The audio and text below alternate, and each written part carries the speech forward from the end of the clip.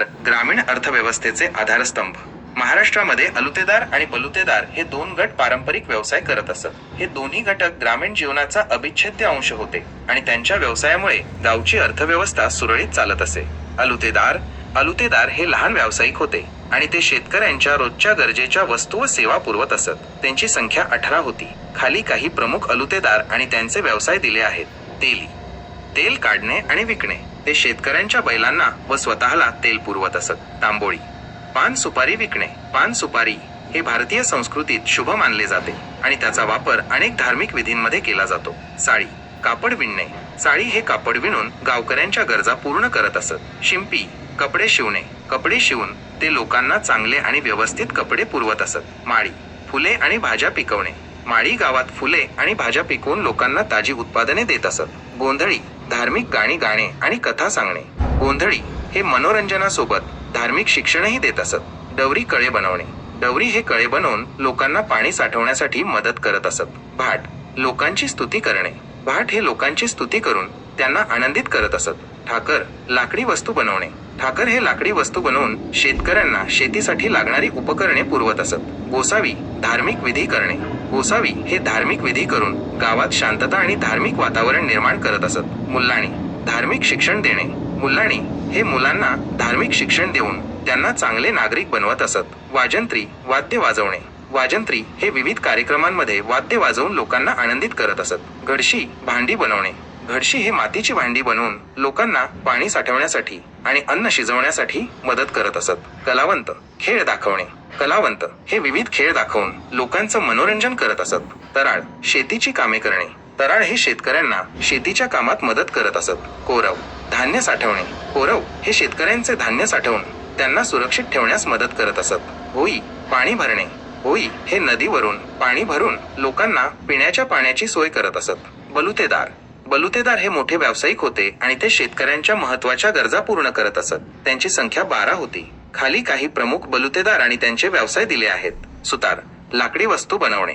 सुतार हे लाकडी वस्तू बनवून शेतकऱ्यांना शेतीसाठी लागणारी उपकरणे आणि घरांसाठी आवश्यक वस्तू पुरवत असत. लोहार. लोखंडी वस्तू बनवणे. लोहार हे लोखंडी वस्तू बनवून शेतकऱ्यांना शेतीसाठी लागणारी अवजारे पुरवत असत. चांभार. चामड्याच्या वस्तू बनवणे. चांभार हे चामड्याच्या वस्तू बनवून लोकांना फुटवेअर आणि इतर आवश्यक वस्तू पुरवत असत. महार. गावाची कामे करणे. महार हे गावची स्वच्छता आणि इतर आवश्यक कामे करत असत. मांग. दोरखंड बनवणे. मांग हे दोरखंड बनवून शेतकऱ्यांना शेतीसाठी आणि इतर कामांसाठी मदत करत असत. कुंभार. मातीची भांडी बनवणे. कुंभार हे मातीची भांडी बनवून लोकांना पाणी साठवण्यासाठी आणि अन्न शिजवण्यासाठी मदत करत असत. परीट. कपडे धुणे. परीट हे लोकांचे कपडे धुवून त्यांना स्वच्छ कपडे पुरवत असत. न्हावी. केस कापणे. न्हावी हे लोकांचे केस का. अलुतेदार व बलुतेदार यांना कामाचा मोबदला कसा दिला जाई? अलुतेदार आणि बलुतेदार यांना त्यांच्या कामाचा मोबदला विविध प्रकारे दिला जात असे. 1. वस्तूंच्या स्वरूपात मोबदला. धान्य. शेतकऱ्यांकडून वर्षभर केलेल्या कामाच्या मोबदल्यात अलुतेदार व बलुतेदारांना धान्य दिले जाई.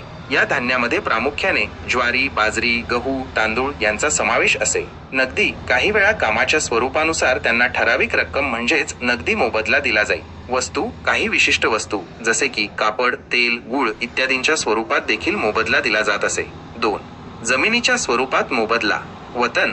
काही अलुतेदार व बलुतेदारांना शासनाकडून जमीन देण्यात आली होती ज्याला वतन म्हटले जाते. या जमिनीच्या माध्यमातून त्यांना उपज प्राप्त होई आणि ते आपली उपजीविका चालवत असत. 3. इतर मोबदले.